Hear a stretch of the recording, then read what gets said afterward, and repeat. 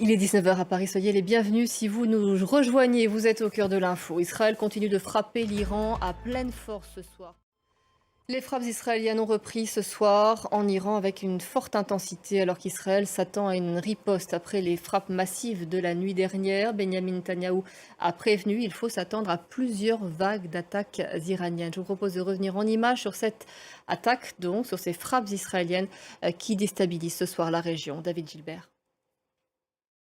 Et on apprend à l'instant que l'ayatollah Khamenei doit prendre la parole d'ici une demi-heure. On attend aussi une prise de parole d'Emmanuel Macron, une prise de parole de Donald Trump. Ça, c'est l'Élysée que vous voyez. Il faut dire que ces dernières heures, les dirigeants régionaux, mais aussi européens, se sont appelés. Ils ont convoqué des conseils de défense parce que c'est l'inconnu.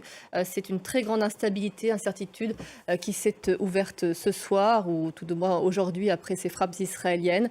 Ils avaient avant cela tous réagi à cette attaque sur l'Iran, reconnaissant pour beaucoup, c'est le cas de la France d'ailleurs, le droit d'Israël à se défendre alors que le programme nucléaire iranien suscitait de plus en plus d'inquiétudes. Khalid aussi.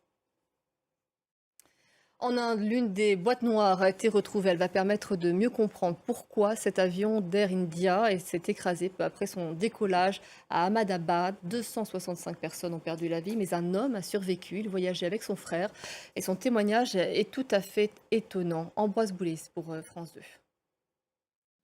C'était l'essentiel de l'actualité. Vous restez avec nous au cœur de l'info dans un instant.